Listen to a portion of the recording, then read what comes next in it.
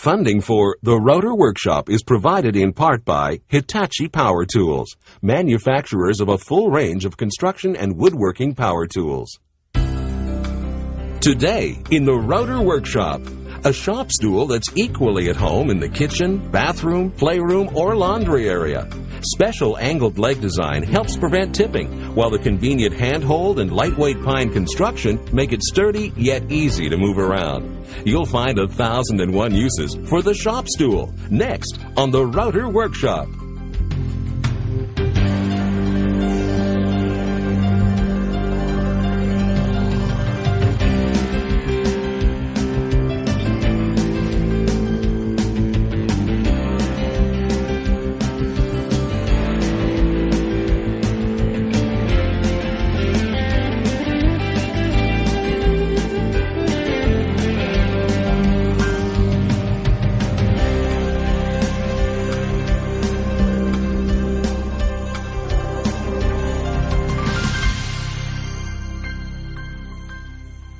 So what are we doing today, Dad? Got a neat step stool here, Rick, and it's a shop step stool, something we designed a long time ago.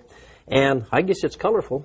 Oh, hey, listen, there's nobody going to want to take your step stool. I'm telling you, and if they do, you're going to know it's yours, aren't mine, you? that's for sure. Anyway, Louis did a good job. We got it painted up here. Rick has got a few unique things here, and as you know, we got a little taper on it. And that's Right. when you step on it, it doesn't tip. We don't want to be standing on a pail or anything. That's That's right. what we're doing here. And we got a tip on this side, too, that it looks after. But there's a few parts to it. We got two legs that are alike. We got two rails that are the same, and we got a top in here. Okay. Now, we've got these pieces pretty well ready to go. But what we need to do is, if I can turn this over and have another look on the bottom here, it's kind of neat that we've got a bevel on this side, I'm going to too. get the tapers and done. it's got to be paralleled on the one on top here. So hey, don't forget we're to gonna show you parallel. all the and then we'll neat show them things to the do pieces after anyway. And then maybe you can pre-cut this out for me. All right. And while you take that with you, let me give you some pieces here. Yeah, I'll go get those And- I'm putting the bevels on and cleaning up the pieces for you. Exactly. And then All right. what I'm going to do is get my rails ready to go. Okay, good.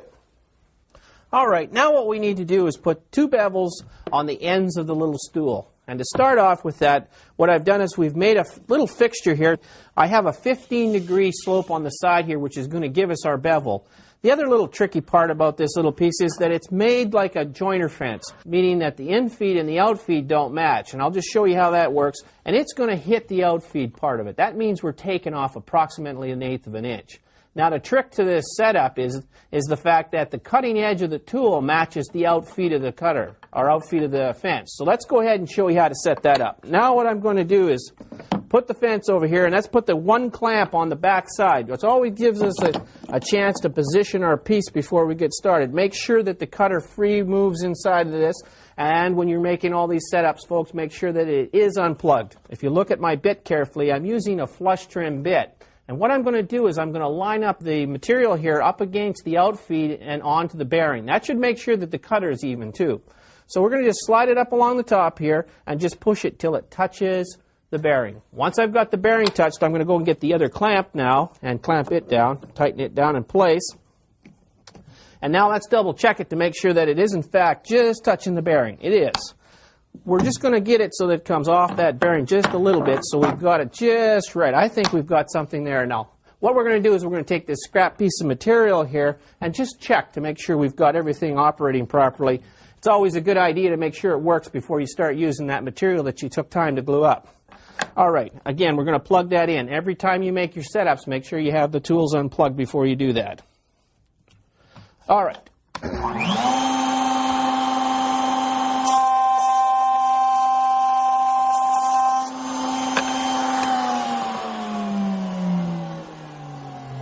Now there's the kind of angle that it puts on our piece, and that's that little edge bevel that we're looking for on our two ends of our little stool here.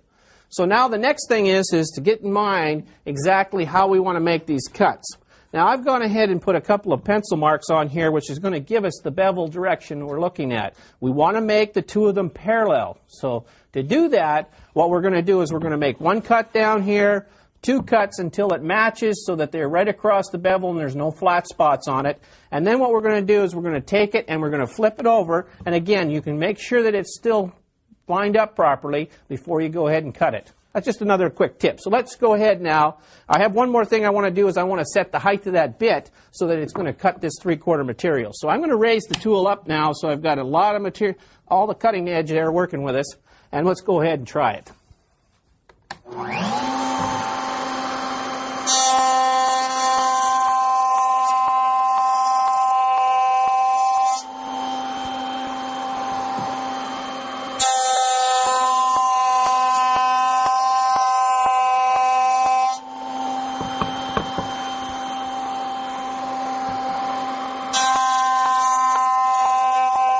This router bit that we're going to use has a bearing on it, but it's not going to come into play with what we're doing. It has two cutters. We got one on either side, and it's got a little bit of a rake on it. You can see that the angle is a head on it. That'll make it cut better. We're also going to use a guide to run that with when we come to cut the pattern. Now that'll do the pattern cutting because we'll follow the guide, but we also need a guide to do the first operation in the rails. And that bit looks like this. This is a 3/4 inch. That is, it's 3/4 across it in here, and it's a type of bit that you can cut quite a length in, about 1.5 inches. We have a 1/2 inch shank on it. So that's the cutter that we need to shank up first in here, and then we're going to use a 1-inch guide with it. So let me get the router out of here. Isn't that neat how we can just tip that up? And we'll put this inside. We got a 2-wrench system in here, so we'll tighten it up into place, and we'll tighten it down. Now, when we get this set up in here, one of the first things I'd like to do before I get too far along is I'm going to take my watch off. I usually put it in a little box in here and get rid of your rings and your watch, people. You don't want to get tangled up in those. So we'll take and put that away. And here's my rails. And the rails in here are a little bit tricky.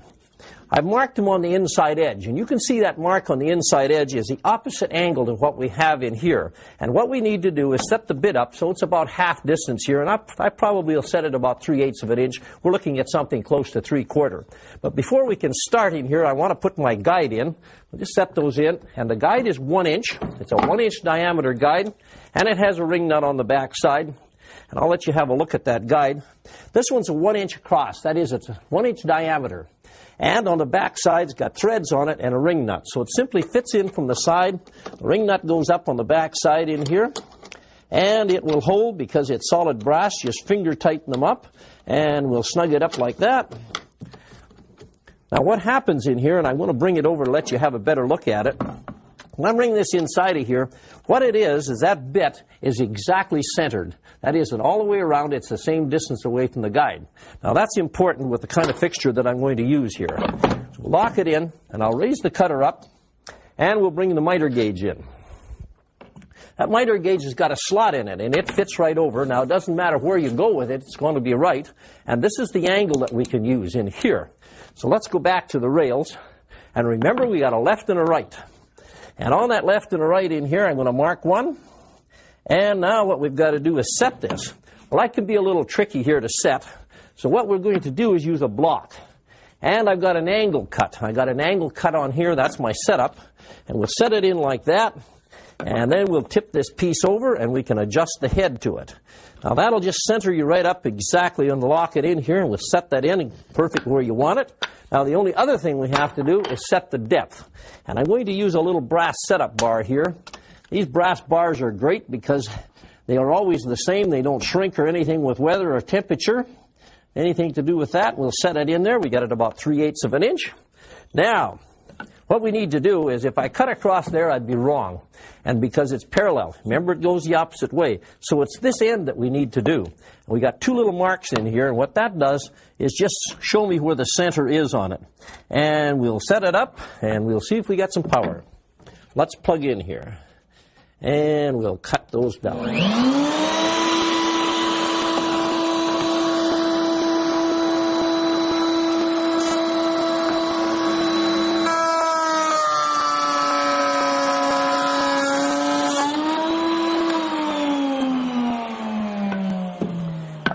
Now we're going to relock and set again. This time we got to make the reverse angle in it. So we bring that back inside of here. Got little chips in there. Keep them cleaned out. Tighten it up here. And put the block in. And we will reverse the angle. See how quick that is to set it up? That just gives you exactly the find on it so you don't have to read anything. And again in here. This time we have to transfer the marks. And we're away.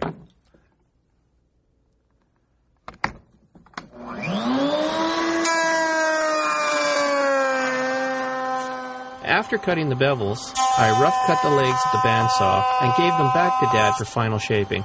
Now, I think I'm about ready, Rick, for those legs. Aha, you got them pre-cut out here so I can get a little rough cut. What we need to do is put this in a pattern.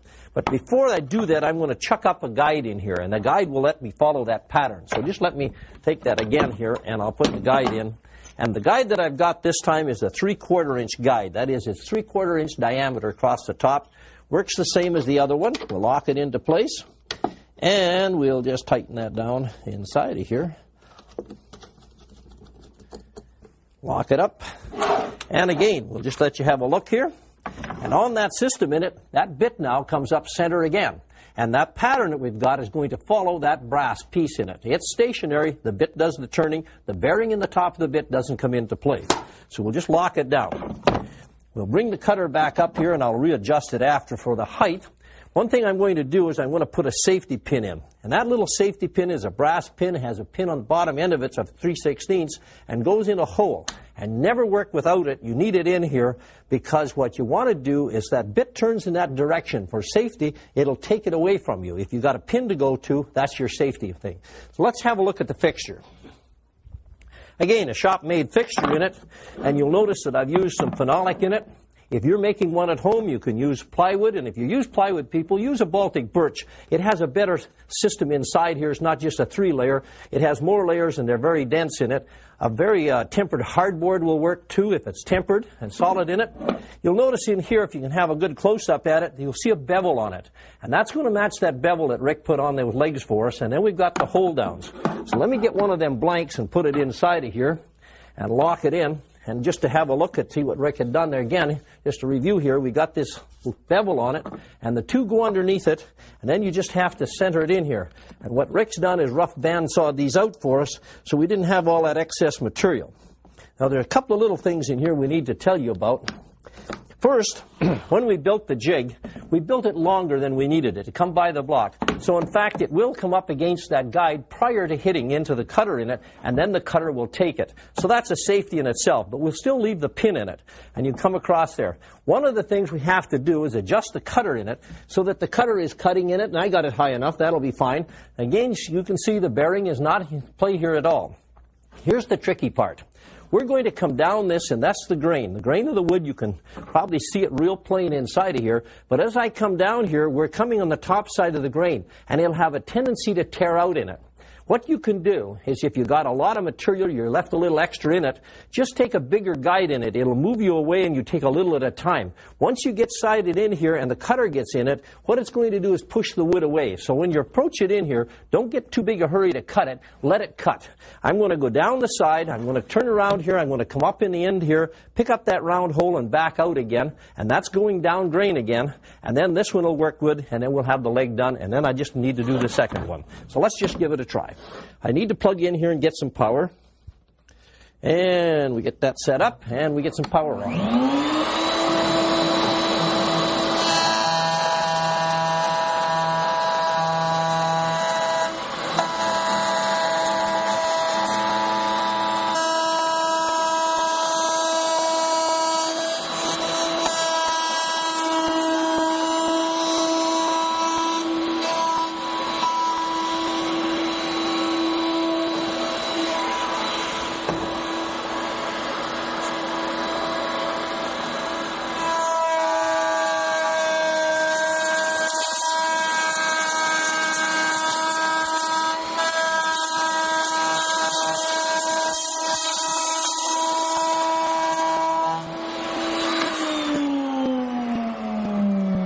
Notice when I did that one that we did get a fair amount of chip out on it, but we were with the grain so you don't get tore back in and ruin your piece.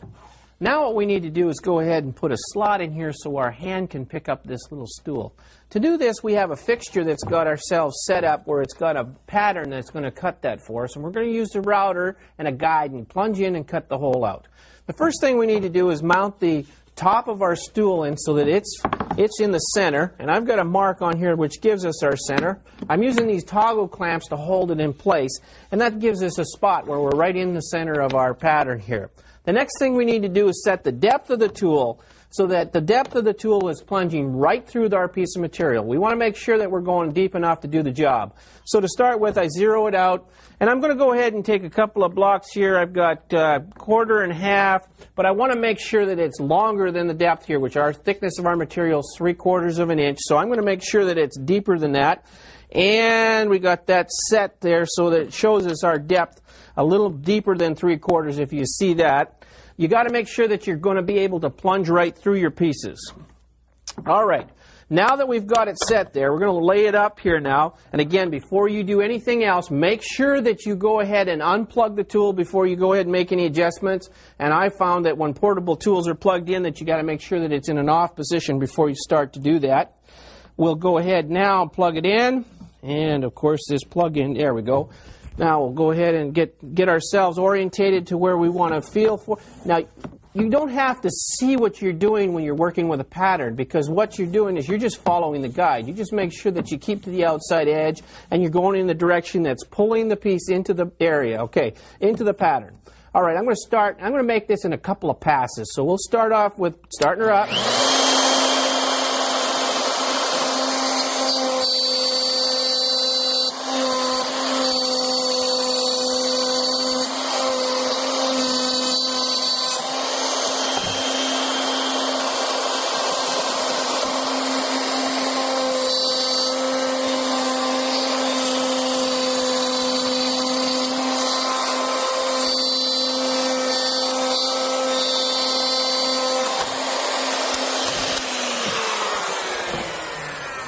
Now you've heard that piece drop in the bottom there. What I've done is I've used the hole in the center here, which will allow the piece to fall through.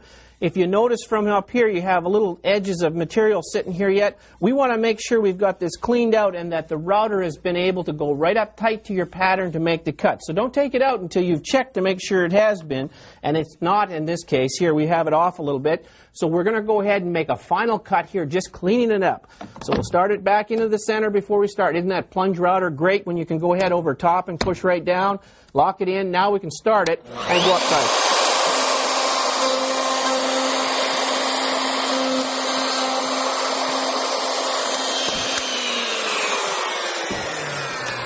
Now we'll just check that to make sure it's clear, and let's take a quick look at this. I'll get the other toggle clamp off. And there, folks, we've got it all cleaned out, ready to go. Now all we need to do is, I'm going to knock this down here and go and set up the table-mounted system and just give this edge around so that your hands feel a little better with it. So I'll set this piece down, and let's get the router moved out of the way. We'll unplug the portable router because I'm going to go into a stationary router now, so I'll set this aside. And get my fixture off here.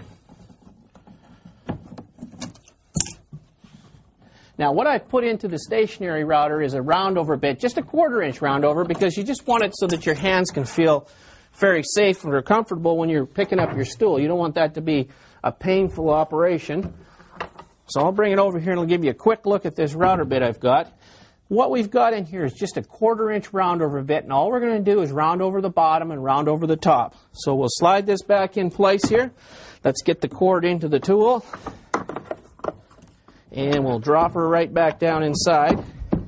And because we're running on the inside, we shouldn't need anything there, except the only trick here is when you're routing on the inside, make sure you keep your fingers on the outside. So we're going to slide it down on top, make sure it's in position. We're going to start up the tool.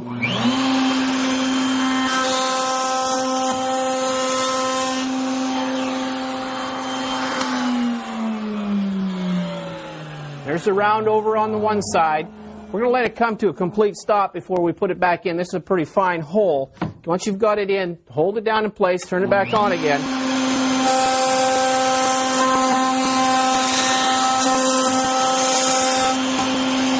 What we're going to do here is cut some divots.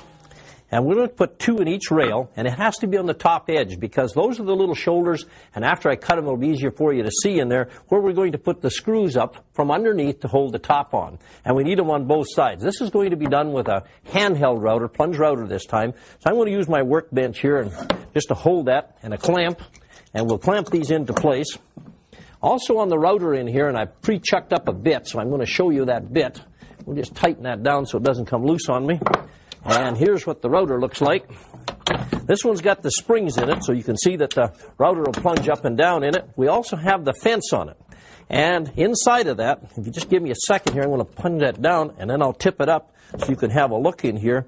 That bit is 45 degrees. That is, it's 45 degrees off the top in it and has two cutters in it. And that's about the depth we're going to go. And it'll just go down and put a neat little round, like a countersink, more or less, is what it'll look like when I get done. The fence will keep our distance, and in here on the fence, I'm just going to guess at it because it really doesn't matter where they go as long as it holds in it. Now, we'll set it up in here, and we'll set it down. Now, the neat thing about a router like this is you can bring the bit down so it touches to the material, and that bottomed out flush at it. Now, how deep did you want to go? Let's suggest that you'd like to do a ½ inch. So you can take your brass bar then, and you can put that brass bar in here. Loosen it off at the bottom, and you can run that bar up. That is your little pull stop, and set that inside it like that. Lock it down in holes there. You could even tell, and then just lock it while the bar's in there. Now you can take the bar out, and you can just see exactly what you've got for depth. Now, there was a little turret system in it, and I took it off there today so that you could see better. Otherwise, it blocks it up here. And then we tip it in here, and that's exactly right. You look at it and say, well, that's a little tight. You can back it off if you like, and then lock it up. Now, we got the depth set. What I need to do is just set that aside here for a second, and we'll plug in and get some power. And we'll get this cord put in right here. Now, bring the bit up. And I'm just going to guess here in the end and use this fence length for me.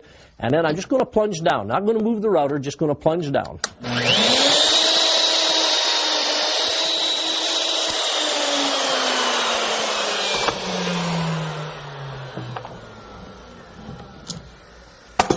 Now, we're just going to tip these up so you can have a look at them. Right down in those divots now, we got them on both sides, is where you got a little shoulder in there to drill your hole to put your wood screw in. And don't use a tapered screw. Use the ones with a round head that has a flat base on underneath the head of it. That way it won't split the wood apart. That's what will mount that top onto it. It's time for Router Bits, where we highlight viewer mail and projects. This time on Router Bits, we have a letter and photo from Daniel of the University of Wisconsin. Daniel writes, Dear Bob and Rick, I'm a regular viewer of the Router Workshop on Prairie Public TV from Fargo, North Dakota.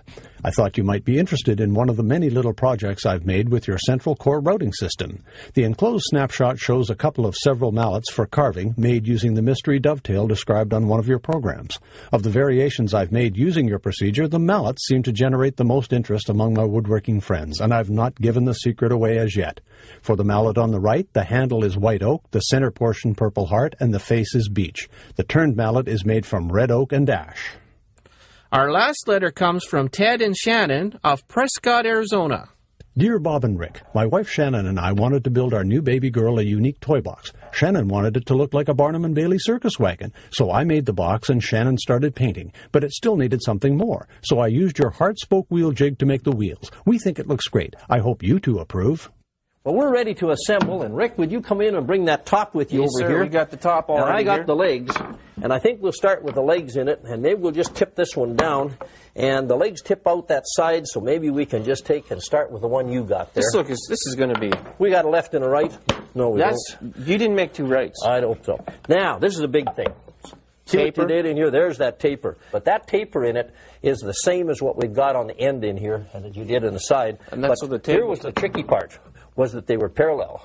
Yes, that was tough making those the same. I'm sure you did. Now, let's just slip one in on your Okay, side. we'll get this one on the other We side. need enough hands here, you know. And we'll flip that And in then- place. That should be probably Did you get flush that on the straight in? top, too, shouldn't it? We can fix it after. Oh, you can fix that, We can can fix it, yeah. If it don't fit, a bigger hammer will do Okay, it. bigger hammer. Now, got your two ends? Stand her Stand up. it up and hope it stays there. Just a little bit. Oh, you got a good hammer hand there. Whoops. My end went down, your ends didn't. Okay, I think we've got it now. Let's Now- put that lid on top. Hey, Bingo. you know what's Hey. wrong with it? What? It's not painted green and blue top. Oh. It's But not yet. Not Now, yet. remember, in your workshop, folks, probably better not to paint it because when you finish that nice walnut top or whatever, you go ahead and mark it up on your stool. You're going to have it blue. It would look good. Or green. Or purple. All right. I like purple. Oh, thanks for watching this Router Workshop. We'll see us next time. That was a great fun. We'd like to hear from you. You can email us at the address on your screen. Send your comments, questions, or project ideas to The Rotor Workshop, Post Office Box 608, Chamberlain, South Dakota, 57325. Or in Canada, The Rotor Workshop, Post Office Box 280, Ely, Manitoba, ROH-OHO. To learn more about The Rotor Workshop, visit us at the internet address on your screen. An 1880s vintage storage box for sewing machine parts is the inspiration for an interesting time in the Rotor Workshop. We'll show you how to use your rotor station to make your very own roll-up box. Designed with walnut spline box joints, this is sure to become one of your favorite projects. That's next time, right here on the Rotor Workshop.